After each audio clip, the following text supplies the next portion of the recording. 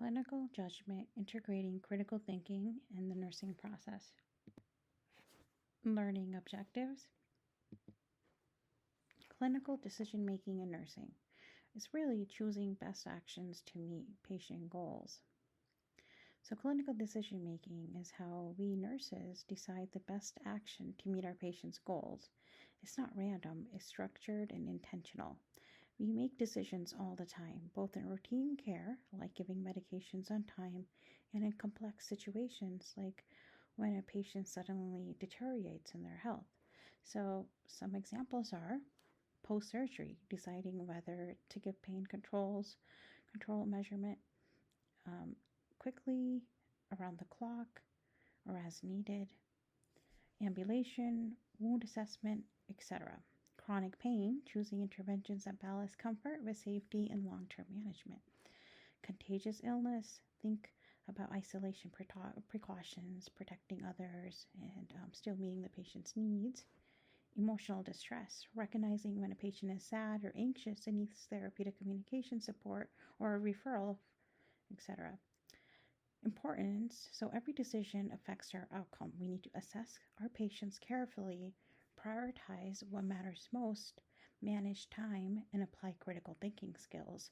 When do we need to refer? When do we need to escalate this to a provider, a doctor, a nurse practitioner, a PA, etc.? Critical thinking in nursing. So critical thinking isn't just for big clinical problems. You practice it daily. When you're choosing food, you think of options, you weigh pros and cons and decide what helps your health or what you need. If you're on a diet, you're like, okay, I'm going to eat low carb diet. And so I'm going to stay away from the bad carbs and eat the healthy carbs. So in nursing, it's about asking what is really going on with the patient and then applying the knowledge and reasoning. So there's some key skills that critical thinking nurses apply. Intellect, which is the process of complex info like lab results and symptoms and connecting the dots. Being creative.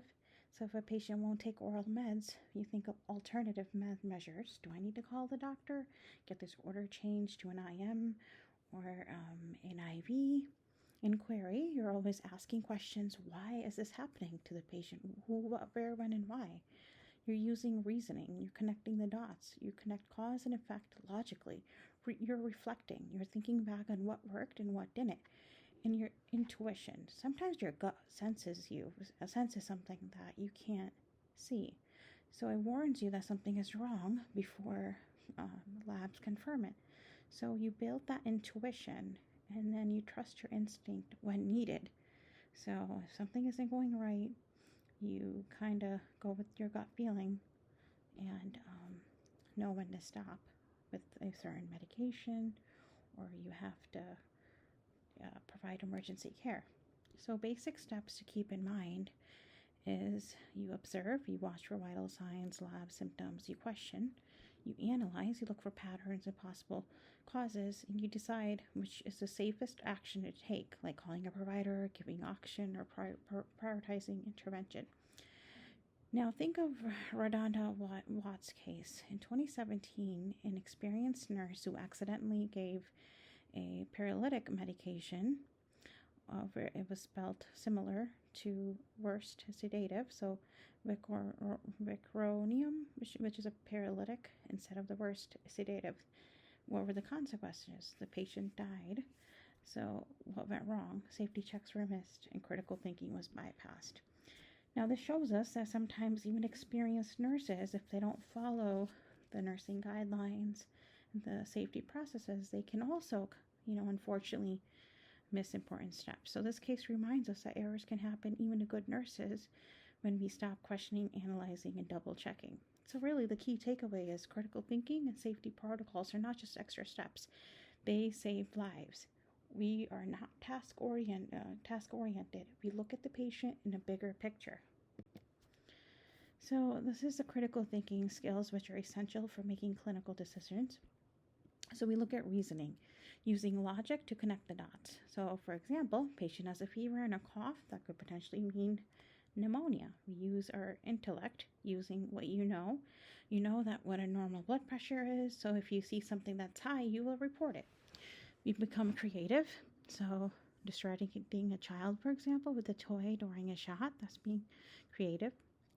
You inquire, you ask your why, and asking why and not just accepting. Why is my patient suddenly dizzy? What's going on?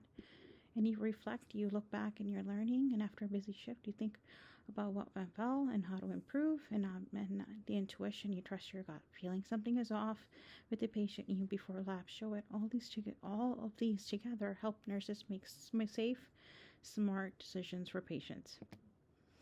So, common attitudes of critical thinkers. Now, they're problem solving, they're reasoning, they're evaluating, right? So, first thing is independence, thinking for yourself. You double check a meta or instead of just following it blindly, or, you're not just task oriented, right?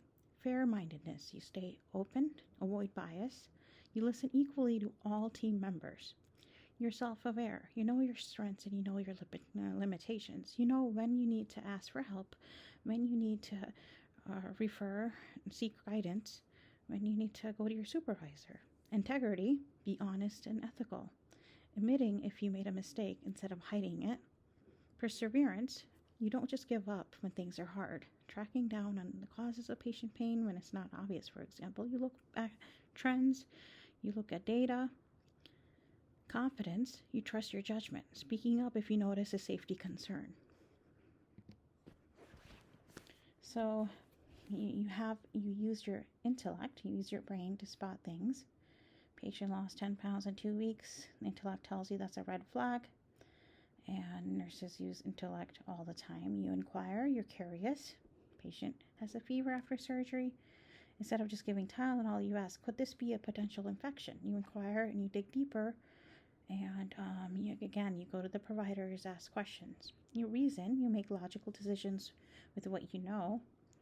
So we have deducive, all patients for reasoning, general knowledge, specific cases. So you think all patients, for example, with appendicitis have abdominal pain. So this patient may have right lower quadrant pain, so it's probably infection in the stomach.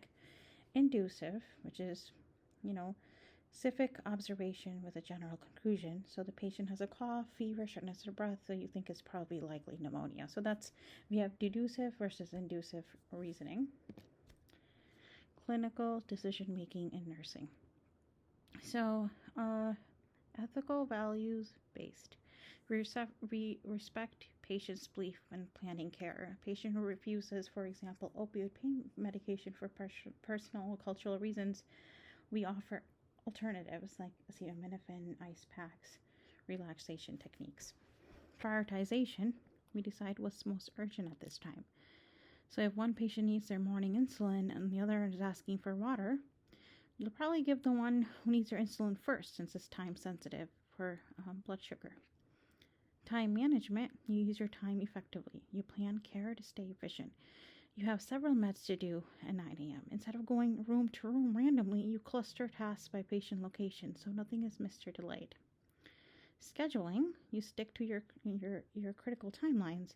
So, for example, if an antibiotic is ordered every 6 hours, giving it reduced or late may reduce its effectiveness or increase resistance. So you schedule it carefully around your meals and other meds, etc.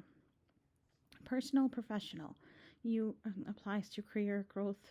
So choosing to complete a certification, say, you like med-surg and you want to go on and get a certification in there and get a board certification so you can stand out. You like diabetes, so you want to learn more about diabetes management and you become now certified in diabetes. So that's like your professional growth. You look for career and certifications to improve yourself. Advocacy, right? Be the patient's voice. That's what nurses are. We're patient advocates. A patient can't speak for themselves. You as your nurse is the go-to person. A patient on a new antihypertensive reports dizziness. You question whether the dose should be adjusted. Instead of ignoring the complaint, for example, you'll call the doctor. Adaptability, be ready for sudden change. So a patient's receiving IV medication suddenly shows signs of allergy or allergic reaction. So what do? must do at this time. You must stop the infusion, call the provider, and initiate emergency protocols. Clinical decision making in nursing. So every day we have these tasks, we have these questions that we ask ourselves. Which patient should I see first? When to teach a low salt diet? How long to wait before a bladder scan? When to review a dressing video? Where to get more linens, etc.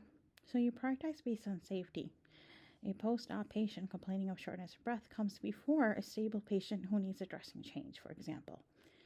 Choosing to a time when the patient is alert and not in pain, like for example, teaching them, right? If the patient is in 10 out of 10 pain, it's not a good time to now have a teaching discussion with them. So you will teach them after morning meds, not right after the procedure. So that is what you do. How long to wait before a bladder scan? So use your judgment. Should you wait 4 hours, 6 hours after the last void, or sooner if the patient reports discomfort? When to review a new dressing. So best when the patient is stable and there's enough time to practice. So where to get more linens? Time management matters. Ask a CNA, maybe delegate to help you get the supplies. So these are all, I'm just giving you examples of clinical decision making where critical thinking, clinical judgment is used. So overall, making sound decisions using evidence-based weigh options, consider consequences, influenced by patient needs, nurses' knowledge and skill, and experiences in clinical judgment. So a good decision is balance evidence, experience, and patient needs. Always ask, what's the safest and the best for my patient right now? Clinical judgment in nursing. Clinical judgment is a skill, not something you can just memorize. It grows over time as you care for different patients and reflect on your decisions. So a new nurse may take longer to decide which post-op patient to see first. However, an experienced nurse quickly spots who's at more greater risk, like a patient with dropping blood pressure or oxygen, etc. So it's used every day, from deciding when to give pain meds to whether to call the provider to planning discharge. And obviously, we talked about the Redondo White case, showing what happened when judgment and safety checks are failed. So critical thinking and judgment must always go hand in hand. So new nurses, are slower and need more support. Experienced nurses are faster and often use their intuition. These are the Benner skill acquisition model. So a novice stage, no experience, follows rules. So a new nursing student who's a new graduate who passes their board exam would be considered a novice. They rely completely on step-by-step rules, like for example, looking at checklists for giving meds. An advanced beginner has a little more experience. They're starting to see patterns, so they recognize that the post-op patient often needs pain meds before ambulation. So an advanced beginner would be after 1 year, so a new graduate nurse that has worked in their position for 1 year. A competent nurse has been in that position for 2 to 3 years, so they're in the same position. Now, they didn't job hop. They stayed, for example, in med-surg for 2 to 3 years, and now they're competent in their role. Now they're able to prioritize and organize care. So they decide which patient to assess, like a patient in respiratory distress, before the one requesting a blanket, who they should see first. They can see the pattern. They know what patients need help first, what skills they need to perform to do their job, and they are pretty competent in their role. Proficient, so these are more seasoned nurses. They see the bigger picture. They've been in their role for 5 years. Now, more seasoned, they use intuition to guide choices. They notice subtle changes of, like, say, infection before labs come in. And they're very good at patient advocacy. And then we have the expert, the extensive experience nurse, who responds almost automatically. So if there's a code situation, they know exactly what to do without hesitation. They appear very competent. They've been in, say, for example, med-surg, in their perfect role in there for 10 plus years. Now, this kind of, Benner's skill acquisition model applies to people in one job. So if they started in med-surg, they stay there. So this does not apply Now, to nurses who skip or job hop, so if they stayed for 6 months in med surg and then they went to maternity and then they went to orthopedics, anytime they switch a job, you're back at the novice level because it's a beginning for you. But if a person, if a nurse stays at one job, they are going through the Benner skill acquisition model that they start as novice in the beginning stages of their career. They go to advanced beginner, then competent, and then proficient, and then they eventually become an expert with a lot of years of experience in that specialty. So this kind of breaks down typically what we just talked about, and there's a stairway. So beginning, novice, expert, beginner, competent, proficient, and at the top tier is the expert. So thinking progression. So thinking doesn't just switch on overnight. It develops with time and exposure. So nursing progress is from needing strict rules from novice level to using their own judgment and experience. So at first, a nurse might teach like all patients about diet using a same script, but later they don't need to rely on their script. Later they adjust to the patient's culture, readiness, health literacy, etc. So over time, the cues that once felt random start to form patterns. Noticing patients when they're restless, increased heart rate, or low O2 saturation could be a potential respiratory distress. Like they know how to connect the bigger dots to see the bigger picture. Progression means moving from just like watching and following to actively anticipating and directing patient care. So from rules to experience, from steps to flexibility, from many cues to meaningful patterns, from observing and actively leading. So that's the progression. So just to kind of tie this all together, we start with critical thinking. This is the foundation, using logical, asking questions, and thinking beyond the obvious. Then comes reasoning, putting pieces together. So if a patient is short of breath and anxious, you reason through potential causes. Maybe it's a respiratory distress, maybe it's infection, maybe it's asthma, COPD.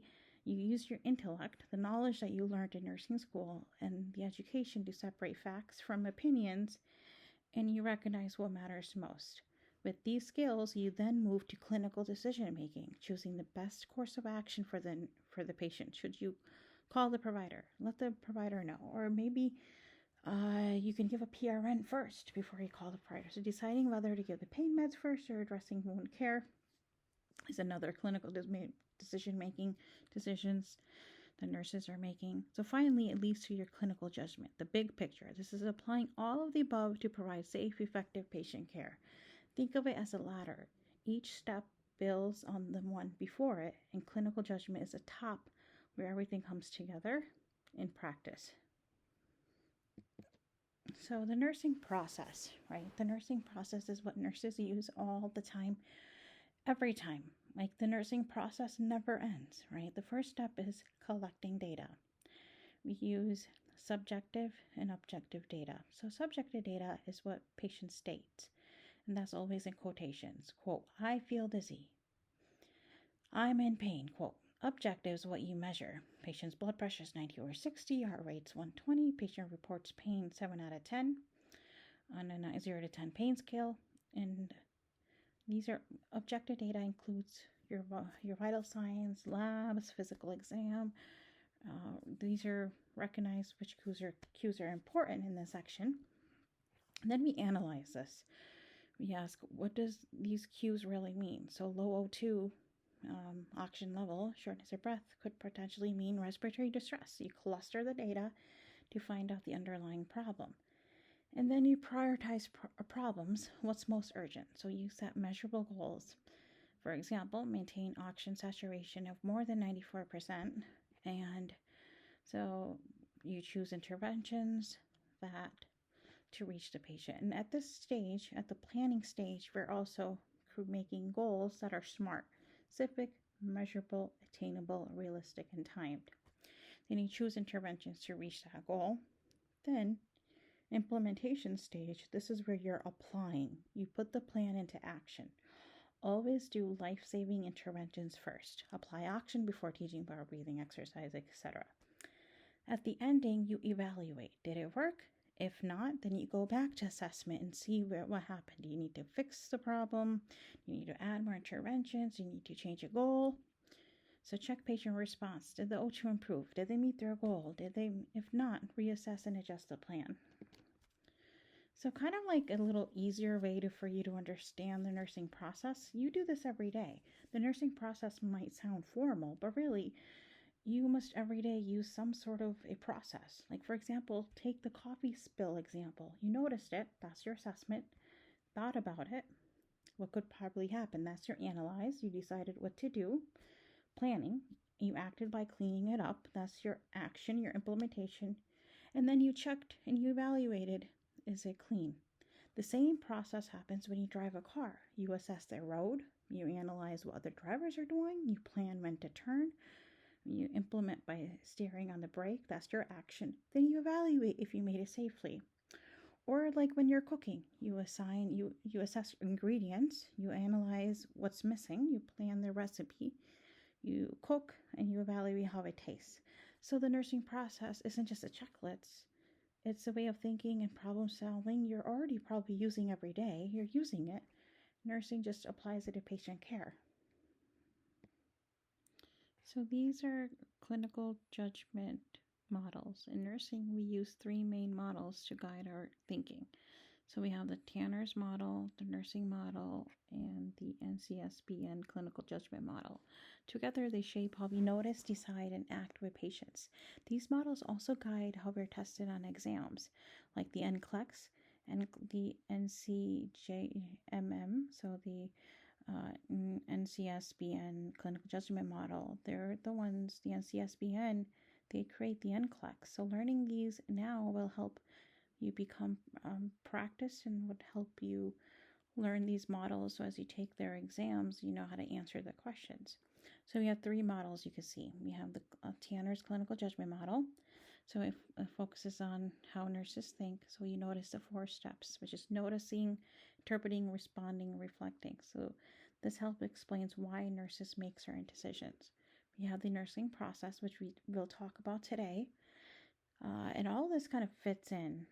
You know, they all kind of overlap. That's the assessment, analysis, planning, implementation, evaluation, used everywhere in nursing care and documentation. So then we have the NCSBN clinical judgment action model.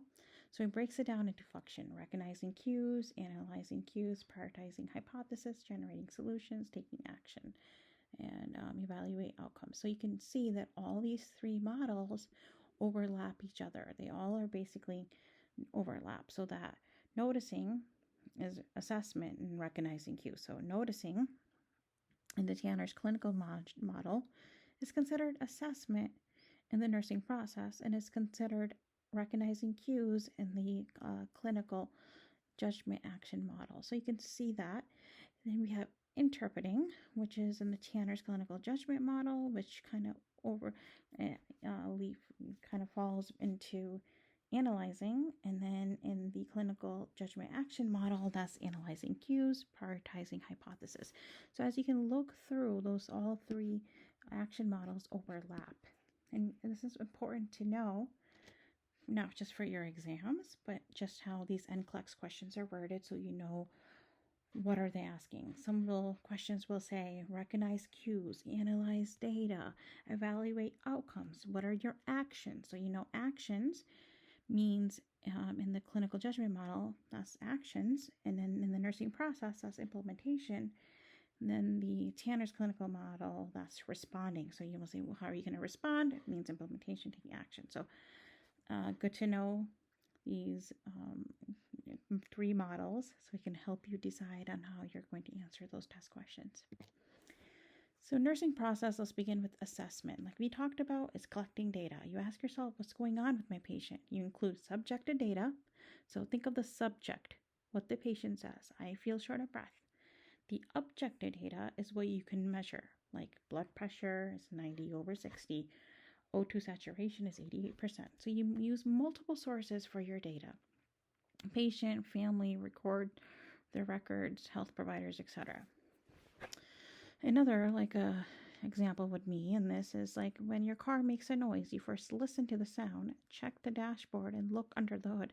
That's your assessment, right? You do this all the time in your everyday life. Now, with that data, you analyze it. So, what does this data mean? You cluster cues, you compare norms, and you identify problems. So, for example, you look at low oxygen levels, shortness of breath, and anxiety. So, the patient's probably in respiratory distress. And, like in everyday life, if your car fuel light is on and is making noise, you analyze that the problem is likely low gas. Then we go into the nursing process, which is planning. So, planning is you're setting priorities. So is it life-threatening problem first? And this is where you are creating those SMART goals. So specific, measurable, achievable, realistic, and timely.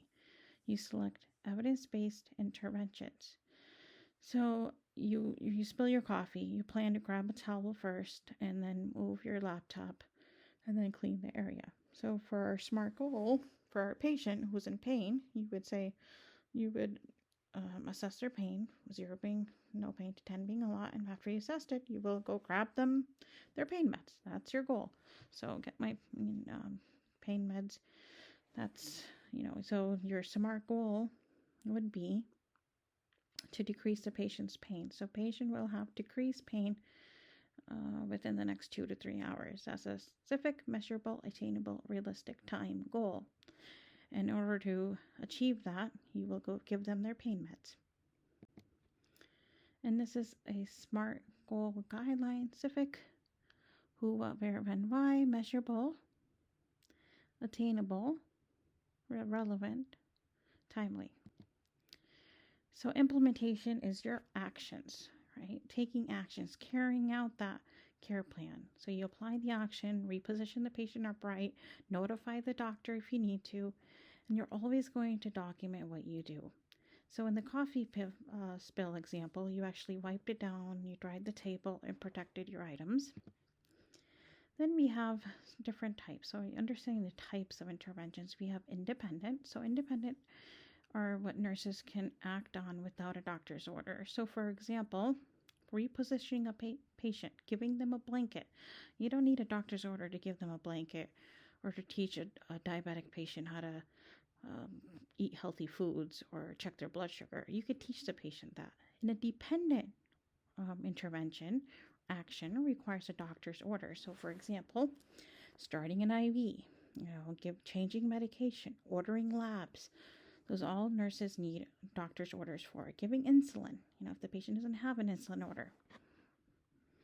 Collaborative, that's done as part of a healthcare team. So collaborative means we're collaborating, we're working together with the team.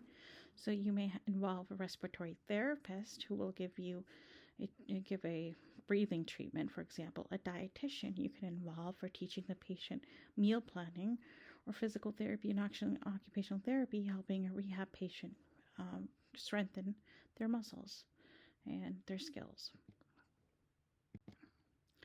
Nursing process evaluation. So did all of my interventions work? Did the actions that I take, did they work? So after I gave the action, check the O2, did the O2 saturation get better from an 88% to now a 95? If it did, with my action, and then you met your goals. My goal was, for example, to bring that pain down, right? I gave the pain medication. And now the patient reports pain 3 out of 10, not 7 out of 10. So I met my goals. If not, then you would reassess and try another interventions. So in our coffee example, after cleaning up the spill, you check if the area is dry and there's no damage. If not, you keep working on it. If it is, you're done. You reach your goal. So nursing concepts. Now, nursing concepts are the big ideas we use instead of nursing diagnoses. See, in the past, we used to use nursing diagnosis, but we no longer call them that. They guide us how we care for our patients across different conditions. So gas exchange would be pneumonia, circulation, post-op check with risk of blood clots, pain management. So patient who has chronic pain issues. So these concepts help keep us focused on what matters most for the patient's outcomes. So this is like a nursing 1120 concept lift. This is what we will go through this semester. Clinical judgment, communication, comfort, diversity, elimination, gas exchange, health promotion, immunity, infection, mobility, mood and cognition, perfusion, professionalism, regulation, metabolism, reproduction, sexual health, safety, sensory perception, stress coping, tissue integrity. Maslow's hierarchy of needs. So, what is it? It's a theory proposed by Abraham Maslow. You must have heard about it when you took your psych class. And it describes the human motivation and progression of needs. So, bottom of the pyramid, we have physiological. These are your ABCs. So, one patient who can't breathe, and then there's another one who's sad. Who do you see first? Obviously, the one who can't breathe, right? The next level is safety needs. That's a level up.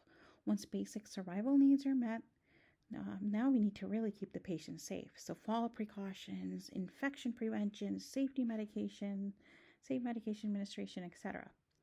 Then we have love and belonging, emotional support, family presence, therapeutic communication. So helping a lonely patient be connected with their family or support groups. Esteem, so building confidence and independence. So encouraging a post-op patient to walk on their own, and helping build that self-esteem. Self-actualization, that's a top tier. That's professional or personal growth, long-term goals. So diabetic patients setting lifestyle goals, a rehab patient returning to their hobbies, for example.